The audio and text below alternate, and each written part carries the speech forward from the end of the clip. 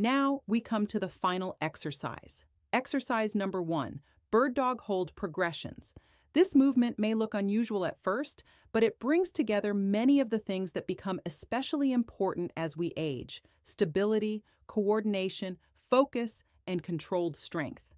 The bird dog exercise is done on the floor, on a comfortable surface like a mat or carpet. Start on your hands and knees, with your hands under your shoulders and your knees under your hips. Keep your back in a neutral, comfortable position, not arched and not rounded. From here, slowly extend one arm forward while extending the opposite leg back. The goal is to form one long line from your fingertips to your toes. Hold this position gently for a few seconds. Focus on keeping your hips level and your body steady. Then slowly return to the starting position and switch sides. At first, holding for 3 to 5 seconds is enough. Over time, many people gradually increase the hold to 10 seconds or longer as it feels comfortable. What makes this exercise special is how it encourages your body and mind to work together. Balancing on opposite limbs asks your brain to coordinate both sides of the body at the same time. This can support better movement awareness and steadiness in daily activities. As you become more comfortable, you can gently progress the exercise. Some people add very small pulses, lifting the extended arm and leg just slightly higher before returning to the straight line. Others focus on breathing slowly and evenly during the hold, which helps maintain calm control and supports overall stability. Breathing is important here. Try to breathe slowly through your nose, allowing your ribs to expand. This helps your body stay relaxed while still engaged. Many people notice that with regular practice, movements like reaching, turning, or carrying objects feel more controlled and confident. When practiced consistently, this exercise supports the muscles around your spine and hips, helping your body respond more smoothly to changes in position. Now let's take a step back and look at the bigger picture. These 5 exercises work well together because they address different aspects of movement. They gently support strength in the upper and lower body, encourage balance and coordination, and help maintain confidence in everyday motion. Walking can still be a helpful part of an active lifestyle, but adding a few targeted movements like these may give your body the variety it needs to stay responsive and capable over time. The total time for all 5 exercises is usually about 15 to 20 minutes, a few times per week. You don't need to do everything perfectly. What matters most is consistency and listening to your body. Start where you are. Even small efforts can help your body adapt in positive ways. Many people are surprised by how quickly they begin to feel steadier and more comfortable with regular practice. Your body has an incredible ability to respond, no matter your age. It simply needs the right kind of gentle challenge. Before we finish, I'd like to hear from you. What is one daily movement that feels harder than it used to and that you would like to improve? Is it standing up, walking longer distances, or keeping your balance? You can also think about how much time you currently spend moving each week and what makes consistency difficult. Sharing your experience can help others feel less alone and more encouraged to begin. Thank you for spending this time with me. Take care of your body, move with intention, and I'll see you again soon. Let's move on to exercise number 3. Exercise number 3, standing heel raises with a balance focus. This movement often looks too simple, which is why many people underestimate it. But the muscles around your calves and ankles play a much bigger role in daily stability than most realize. Your calves help support circulation in your legs and assist with balance when you shift weight, step forward, or recover from a small stumble. When these muscles become less responsive, everyday movement can feel less secure. Here's a gentle and controlled way to practice heel raises. Stand behind a chair or near a stable surface. You can lightly rest your hands on it for support. Keep your feet about hip-width apart. Slowly rise up onto your toes, lifting your heels off the ground as high as feels comfortable. When you reach the top, pause briefly. Try to keep your gaze forward instead of looking down. This small detail encourages your balance system to stay engaged.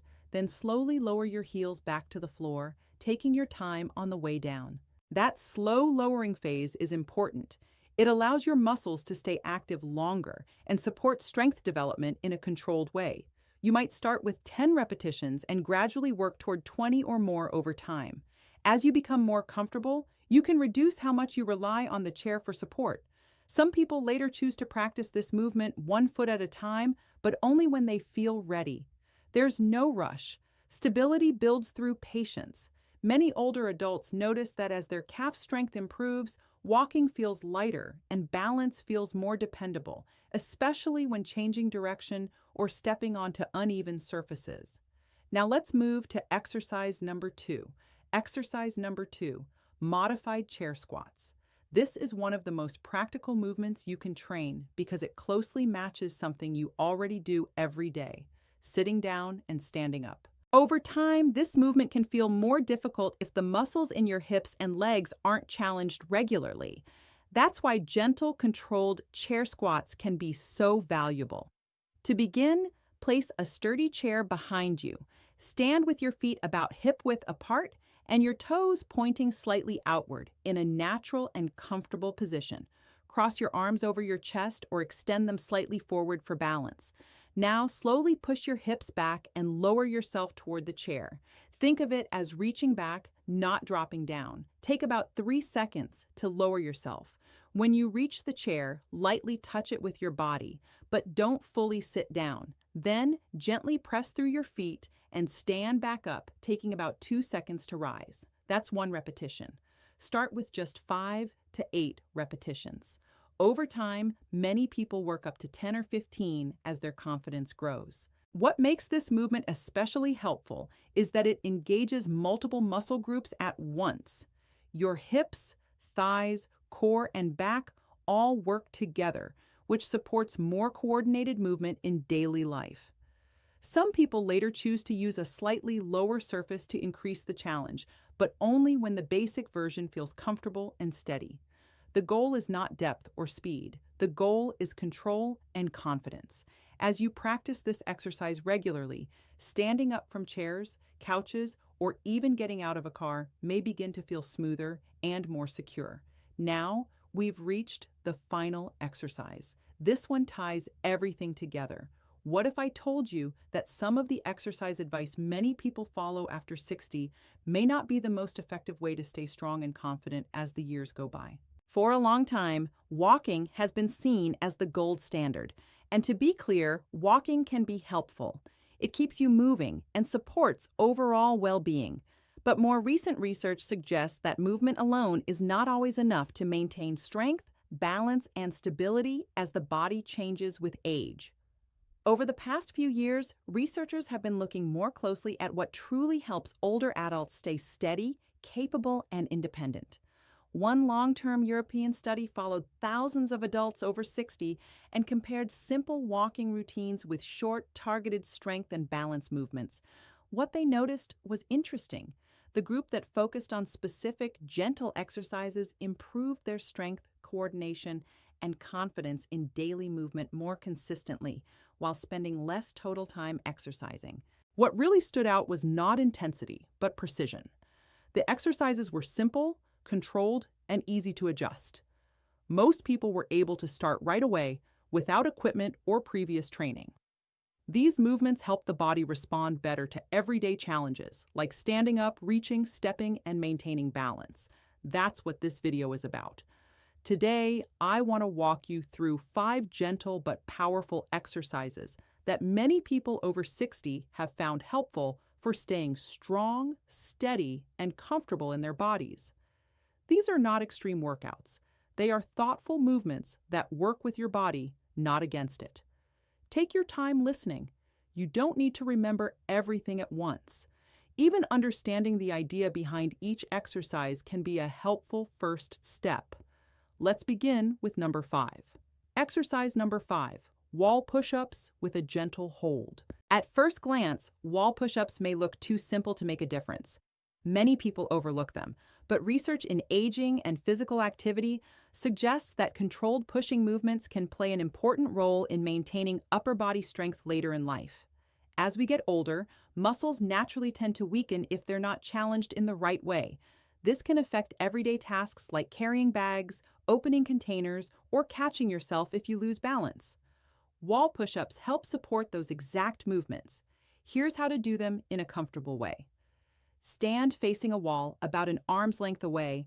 Place your palms flat on the wall at shoulder height, about shoulder width apart. Your feet can be together or slightly apart, whatever feels stable. Slowly lean toward the wall, bending your arms until your face is close to it. At that point, pause for a brief moment. Just a few seconds is enough. You may notice your chest, shoulders, arms, and even your midsection gently engaging. Then, slowly push yourself back to the starting position. The key here is not speed, it's control. Leaning in slowly, holding briefly, and pushing back with intention allows your muscles to stay engaged longer. This type of controlled effort is often more helpful for building usable strength later in life than fast repetitions. You might start with 5 repetitions and gradually work toward 10 or 15 over time. If it feels too easy, you can step your feet slightly farther from the wall. If it feels challenging, simply move closer. Many people also notice that this exercise helps them feel more aware of their body position, which can support balance and coordination in daily life. Now let's move to exercise number 4. Exercise number 4, seated leg lifts with gentle resistance. Sitting down doesn't mean this movement is easy. In fact, seated leg lifts can be surprisingly effective when done with attention and control. This exercise focuses on the muscles in the front of your thighs and around your hips. These muscles are essential for walking, climbing steps, and standing up from a chair. Over time, they can become less responsive if they're not challenged directly. To begin, sit in a sturdy chair with your back upright and your feet flat on the floor. If you're just starting out, you don't need any equipment.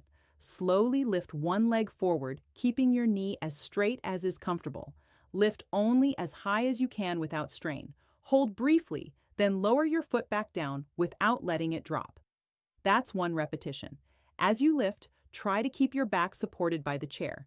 This helps ensure the movement comes from your leg muscles rather than momentum. You can perform 10 repetitions on one leg, then switch to the other. Over time, some people choose to add light ankle weights or a resistance band, but that's optional and only if it feels appropriate for you. One reason this movement can be helpful is that it works each leg separately. This allows your body to address small strength differences between sides, which naturally appear over the years. Many people notice that with regular practice, everyday actions like standing up or walking feel smoother and more controlled. Before we continue, remember, progress matters more than perfection. Even small, consistent efforts can encourage your body to respond positively. Next, we'll move into an exercise that supports balance and lower leg strength in a very practical way.